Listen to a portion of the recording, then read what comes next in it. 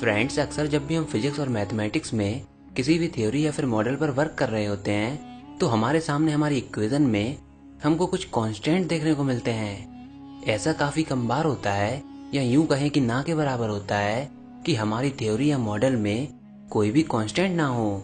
किसी न किसी कांस्टेंट से हमारी मुलाकात हो ही जाती है, फिर चाहे बात हो क्लासिकल मैकेनिक्स की, क्वांटम मैकेनिक्स की या फिर रिलेटिविटी की। हर एक फील्ड में हमारी इक्वेशन में कांस्टेंट जरूर होते हैं। कांस्टेंट्स जैसे कि gravitational constant, Planck constant, spring constant, speed of light constant, ऐसे ही पाई भी एक कांस्टेंट है। ऑलमोस्ट सभी ब्रांचेस में कहीं ना कहीं पर इनका जिक्र हो ही जाता है। इसलिए हमारे लिए जरूरी भी बन जाता है कि हम इनके बारे में जानें कि आखिर इनका यूज क्या है और क्यों हम इन सभी कांस्टेंट की वैल्यूज को 1 नहीं रख सकते। तो फ्रेंड्स, आज की वीडियो में हम कांस्टेंट्स के बारे में जानने की कोशिश करेंगे। सबसे पहले मैं आपको बता दूं कि कांस्टेंट केवल एक प्रकार के नहीं होते। दरअसल हमने इनको मेनली 2 कैटेगरीज में डिवाइड किया है। पहले नॉर्मल कांस्टेंट्स और दूसरे यूनिवर्सल कांस्टेंट्स। नॉर्मल कांस्टेंट वह होते हैं जिनकी वैल्यू सर्टेन बाउंड्री कंडीशन तक फिक्स होती है, या यूं कहें कि एक मटेरियल तक फिक्स होती है। अगर आप मटेरियल चेंज कर दोगे, बाउंड्री कंडीशन चेंज कर दोगे, तो उस कांस्टेंट की वैल्यू भी चेंज हो जाएगी। जैसे कि इनके कई सारे एग्जाम्पल हैं। Spring constant.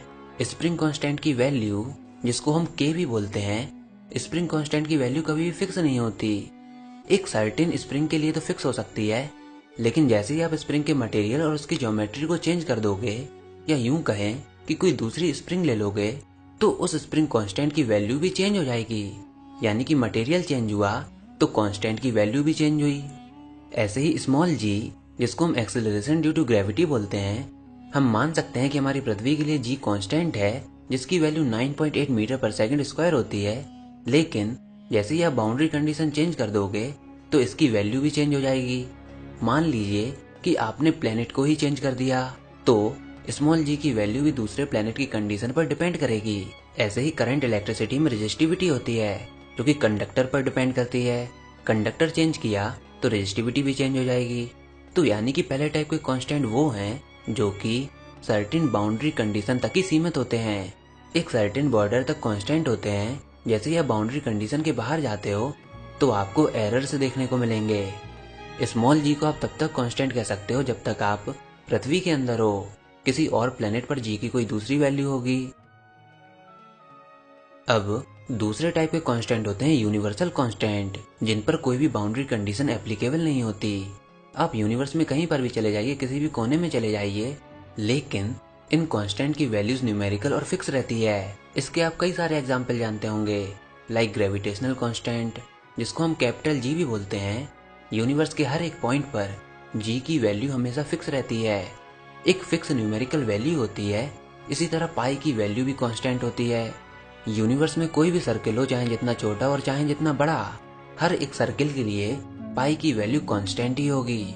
ऐसे ही स्पीड ऑफ लाइट, वैक्यूम में स्पीड ऑफ लाइट 3 × 10⁸ मीटर पर सेकेंड ही होगी। ऐसे ही प्लैंक कांस्टेंट। तो यह थे दूसरे टाइप के कांस्टेंट्स, जिनकी वैल्यू किसी भी बाउंड्री कंडीशन पर डिपेंड नहीं करती और इनकी वैल्यू यूनिवर्सली एक्सेप्टेड होती है। अब वैसे तो मोस्टली सभी यूनिवर्सल कांस्टेंट की एक फिक्स वैल्यू होती है, लेकिन हमारी थ्योरीज और मॉडल में जब भी हम कैलकुलेशन करके यूनिवर्सल कांस्टेंट्स की वैल्यू निकालते हैं तो ऑलमोस्ट हर टाइम हमको न्यूमेरिकल वैल्यू ही मिलती है, और most of the normal constants ratios होते हैं। अब हैरान करने वाली चीज यह है कि कभी कभी हमारे मन में यह सवाल उठता है कि क्या जब भी हमारी थ्योरीज और मॉडल में कहीं भी कांस्टेंट आते हैं तो क्या हम डायरेक्टली उनकी जगह पर 1 नहीं रख सकते। इससे हमारी कैलकुलेशन में भी आसानी आ जाएगी और दूसरी हमारी थ्योरी भी कांस्टेंट फ्री हो जाएगी।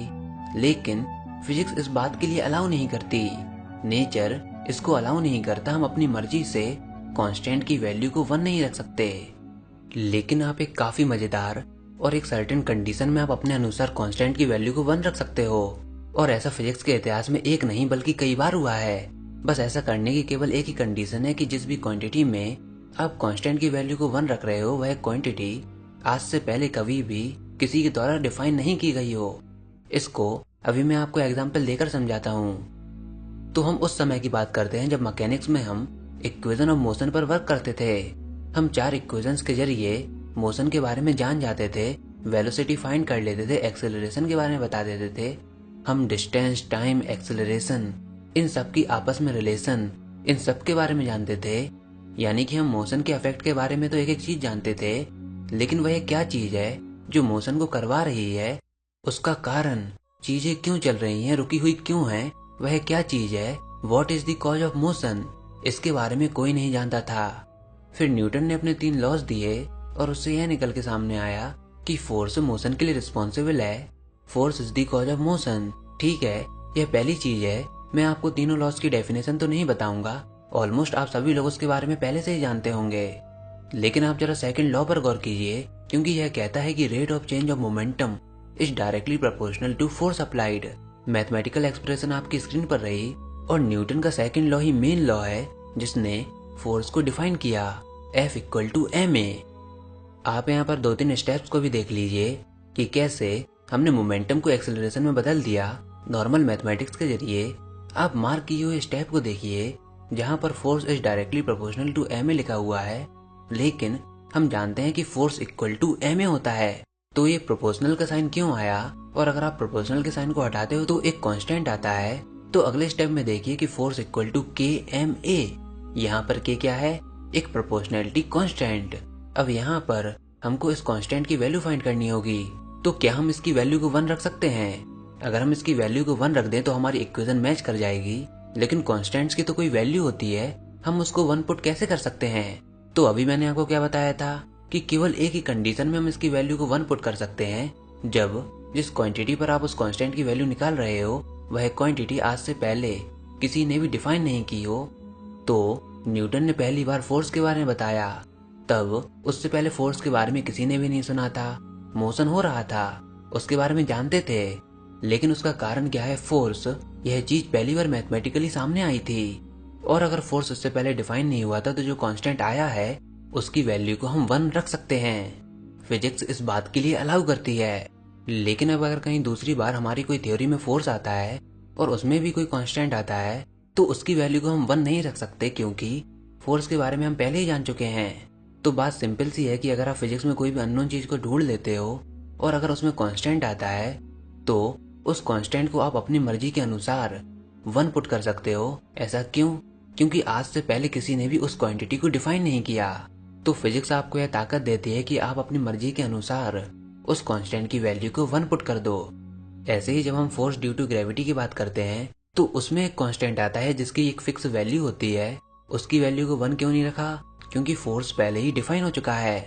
यही कारण है कि न्यूटन ने अपने खुद के ग्रेविटेशनल फॉर्मूले में कांस्टेंट की वैल्यू को 1 नहीं रखा। और अगर Newton force equal to ma के पहले ग्रेविटेशनल फोर्स को डिस्कवर कर देते तो उसमें वह कैपिटल G की जगह पर 1 रख सकते थे।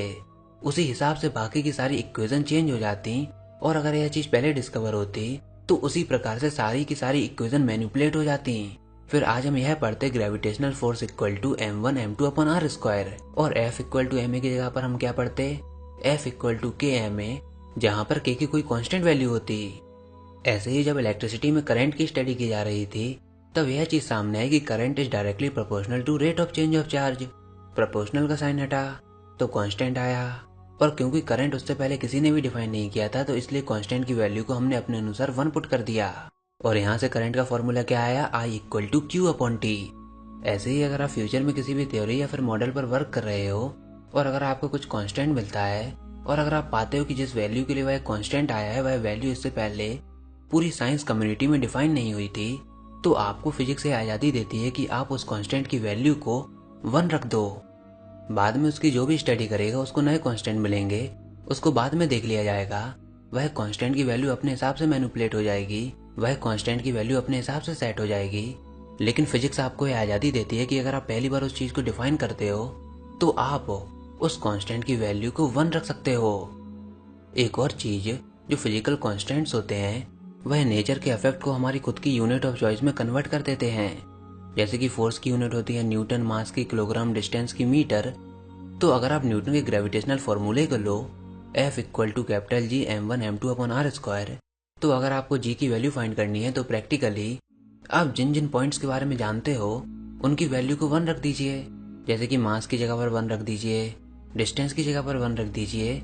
तो अगर आप दो स्पेयर्स को लेते हो जिनका मास 1 किलोग्राम है, जो कि स्पेस में 1 मीटर की दूरी पर है, और जब आप उन दोनों के बीच में ग्रेविटेशनल फोर्स को चेक करते हो तो आप पाते हो कि उसकी वैल्यू 1 न्यूटन नहीं है, बल्कि क्या है 6.674 इंटू 10⁻11। मतलब ग्रेविटेशनल इक्वेशन में हमको एक कन्वर्जन फैक्टर की जरूरत होती है जिसको हम कैपिटल जी बोलते हैं।